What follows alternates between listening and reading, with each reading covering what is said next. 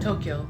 It's one of the most populated cities in the world and an absolute magnet for tourists. The bright lights, the towering skyscrapers, the endless excitement, it's iconic, no doubt. But is Tokyo too much, too crowded, too touristy? Let's get into it. While Tokyo is amazing in its own right, I found a place that holds the #1 spot in my heart. It feels like stepping into a dream where nature, history, and warmth comes together perfectly enveloped in a beautiful gift, and that place is called Inuyama. If you're looking for a unique experience in Japan, then this is the place for you. As you guys know, I went to Japan last year in 2023 for my first trip to Japan. And during that trip, while I was traveling through Nagoya, my best friend recommended that I visited Inuyama. And in less than 1 hour, I got transported into a place that I thought was literally a dream. The nostalgia, the nature, the vibes, everything was literally more than what I could ask for perfect. It was one of the most peaceful, warm, and welcoming places I've ever stepped foot on this whole planet. As I was walking down the streets listening to my favorite music at the time, I arrived at Inuyama Castle. And it's not just any castle, guys. This is the oldest fortress built, like the first one built in Japan from the research I've done and from what I was told when I got there. It was built in the 1400s and it is one of the country's national treasures alongside castles like Himeji Castle, Matsumoto Castle, and Hikonen Castle. The castle has deep ties to history, even being tied to the Oda Nobunaga family line. But the charm of Inuyama doesn't stop at the castle. There is a Sankoinari Shrine right around the corner from the castle that specializes in romance and peaceful households. And if you like the Fushimi Inari Shrine, then you will like this one just as much. It's a way shorter one, so you don't have to go on mile-long hikes. And there is a beautiful, like, little omikuji area that you can just go ahead, pull a fortune, and get to see this beautiful, like, kind of cherry blossom themed, pink, very love-themed shrine dedicated to, you know, prosperity towards love and relationships. After passing through the Sankoinari Shrine, you get immediately brought to the Shirotomachi Museum that gets to take you back to the Edo-era a little bit and literally showcase to you 3D depictions of what the exact castle town looked like back in the day in the Edo period, as well as bringing ancient artifacts and historical artifacts from those eras to the modern world and this nice little museum showcase room. And let's not forget about one of the most interesting things that I've seen, which was the Imasen Karakuri Exhibition Museum, which is literally just a depiction and showing of how mechanical puppets were used during tea ceremonies and stuff like that. And actually also what I just recently learned while doing research for this video is what inspired Toyota. Like, can we get into it? Now, the reason why this city holds so much warmth in my heart mostly has to do with the interactions that I had throughout my little time there.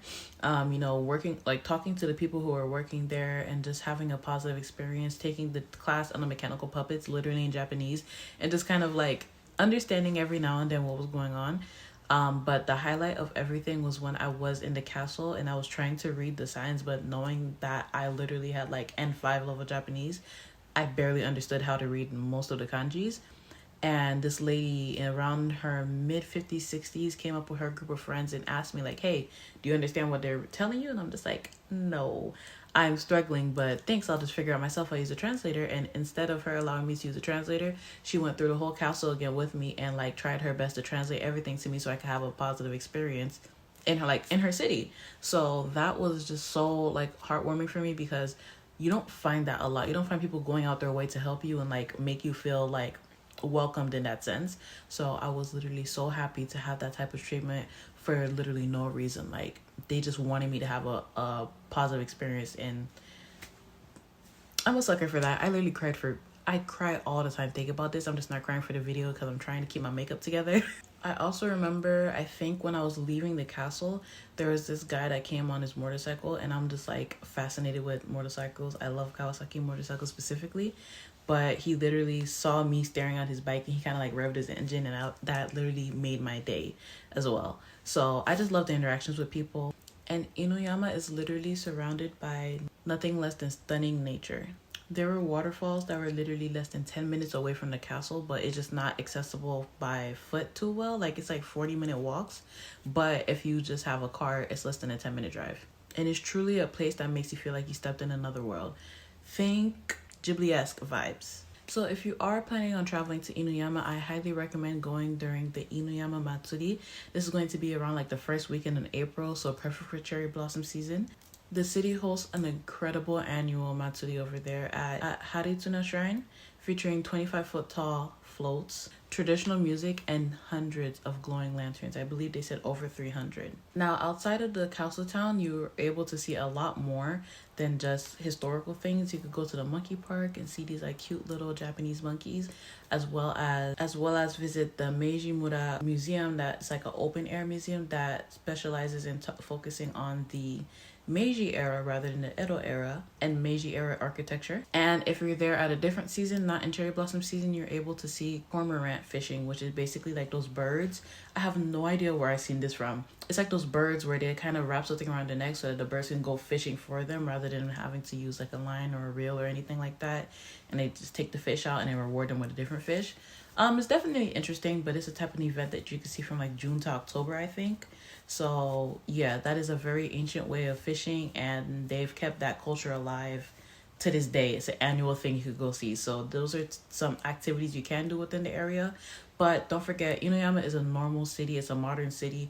You're able to go out, go to restaurants, go to maybe the nightlife may not emulate Shibuya, but it's definitely like a whole city. It's not just like a castle town and you have to leave at 5 p.m. So the next time I visit Inuyama, I would personally like to go for a little bit longer, maybe like a couple nights instead of a short day trip, because I would truly like to go ahead and get a real dive to see what the city has to offer me. As far as the night activities like the fishing, like a festival, maybe a summer festival, maybe just seeing what the rivers and waterfalls have to offer and everything like that. I'm just going ahead and put this out right now. If there is a travel agency that'd like to work with me and collaborate with me for me to go ahead and explore this area, provide content and things like that, so I can like get people interested, because that's what I want to do on my platform. If I haven't explained this already, I would truly like to go ahead and be a force in Japan where I can encourage people to go to places that are not necessarily mentioned as much as others. Like everyone knows Tokyo, everybody knows Osaka, Kyoto. A lot of people know Nagoya, but not many people know that Inuyama is in Aichi Prefecture, like less than an hour away from Nagoya, and it's literally beautiful. And it's still pretty accessible whether you speak English or not. And maybe I'll catch myself looking into some real estate there. I have looked into real estate in that area before. But that's just how much I love the area, so we never know. So if you're feeling overwhelmed by Tokyo's crowds or just want to step into a different environment by seeing cultural, historical, and the nature vibes that Japan can really offer you, I recommend you just going no more than 2 hours away from Tokyo, 1 hour and a half away from Kyoto to visit Inuyama. That place stole my heart, and I think it might just steal yours as well.